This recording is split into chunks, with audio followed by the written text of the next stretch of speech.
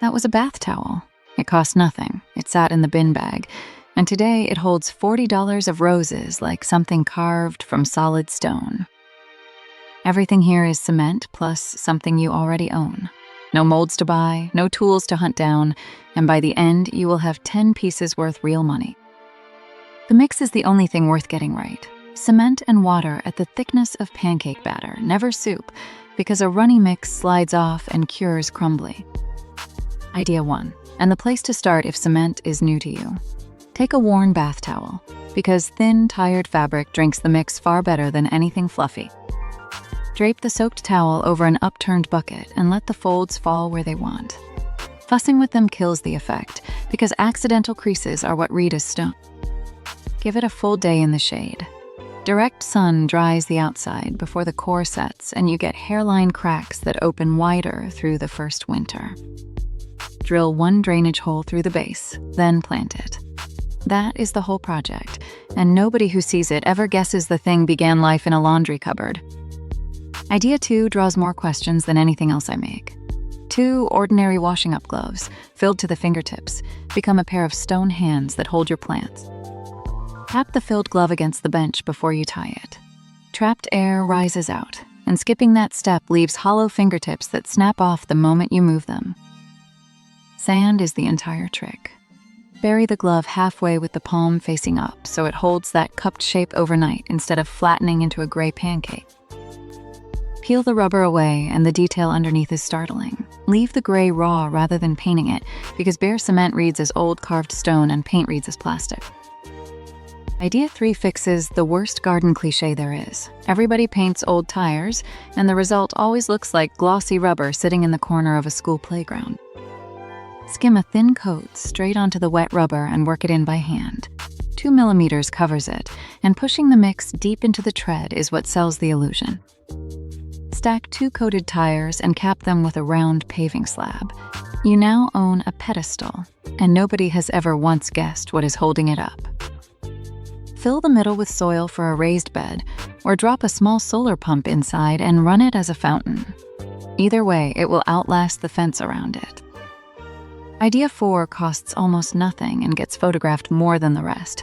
Find the largest leaf in your garden, something ribbed and heavily veined like rhubarb or hosta. Pour the mix over the leaf about 2 centimeters deep and heap it thicker through the middle. Thin edges are exactly where a stepping stone snaps under the first boot. Wait 2 days, then peel the leaf away. Every rib and vein comes off with it and stays printed in the stone, sharper than anything you could carve by hand. Sink 5 into the lawn a comfortable stride apart. That is a garden path built for the price of a single sack, and it improves every year as moss creeps in. Idea 5 uses the same soak as the towel, but this one carries weight. An old skirt, a dress nobody fits anymore, something you cannot wear and will never throw out. Drape this one over a tall cone rather than a bucket, so the hem flares out at the base. Keep the pleats sharp, because those folds are the entire reason it works. Once it cures, plant something that spills over the edge.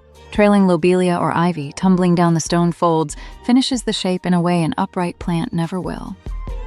It stopped being a skirt and it never became rubbish.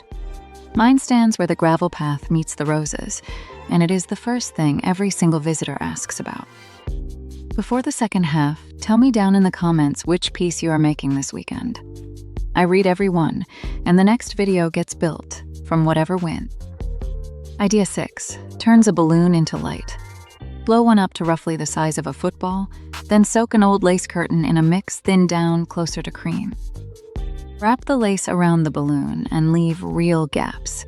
Covering the whole sphere gives you a gray ball, whereas gaps are what let the light out later. Pop the balloon and pull it out through a gap. What remains is a hollow shell of stone lace, strong enough to sit outside through rain and frost. At night, the pattern throws itself across the wall behind. Make 3 in different sizes and cluster them where you actually sit, not somewhere nobody ever walked. Idea 7 upsets people every single time. This bear was coming apart at the seams, refused by the charity shop, and sitting in a bag beside the door. Push it under until the gray mix soaks right through, then sit it upright against a wall. A seated pose holds while it cures, whereas a standing one topples every time. Something this dense wants 3 days, not 1. Rush it and the middle stays soft, so the whole figure slumps forward and loses the face you were trying to keep. Set it among the ferns and it reads as a statue that came with the house. Moss finds the fur texture within a season, and that is when the thing really lands. Idea 8 needs no mixing whatsoever, which makes it the fastest thing here. Plain concrete blocks, the cheapest ones the builder's merchant sells, stacked straight from the pallet. Lay them in a circle rather than a square. Straight sides read as leftover building material, whereas the curve reads as something deliberate that somebody actually designed. Add a second layer with the joints offset, and skip the mortar entirely. The weight alone holds it, and offsetting the joints is what stops the whole ring shifting. Now tuck a small succulent into every hole in the blocks. That last touch is what turns a stack of builder's merchant stock into something people stop and photograph. Idea 9 uses old jeans, and specifically the back pockets. Cut both away with a generous margin of denim around them because the margin becomes the mounting flap. Soak them, then hang them on a nail while they cure. Curing upright gives each pocket a natural sag, exactly as though something heavy were already sitting inside. Once hard, they are rigid little wall pouches. Drill a hole through the top flap, run a screw into the fence, and plant them up with herbs you genuinely cook with.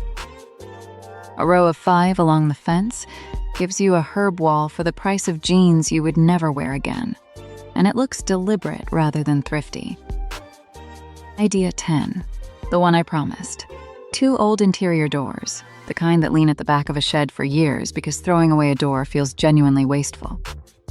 Hinge them together along the top edge so they stand as an A-frame, and the whole thing becomes rigid the moment the feet spread apart on the ground. Set each foot into a bucket of cement so wind cannot take it. This is the only part where the mix does structural work, and it is worth doing properly. Do not sand it and do not repaint it. The peeling paint is the entire look, and the moment you tidy the surface up, the whole thing starts to read as cheap. Plant a climbing rose at each foot and train it up over the frame. Give it 1 season and you own an archway that people genuinely slow down to look at. My grandmother stood in front of hers and cried, because those were the doors from her old house, and none of this was ever really about cement at all. 10 finished pieces, 1 sack of cement, and a pile of things you had already given up on. Start with the towel bowl, because it forgives every mistake a beginner makes. Subscribe if you want the follow-up, because next week I am doing this with glass, tins, and bottles. Now go and make something out of your rubbish.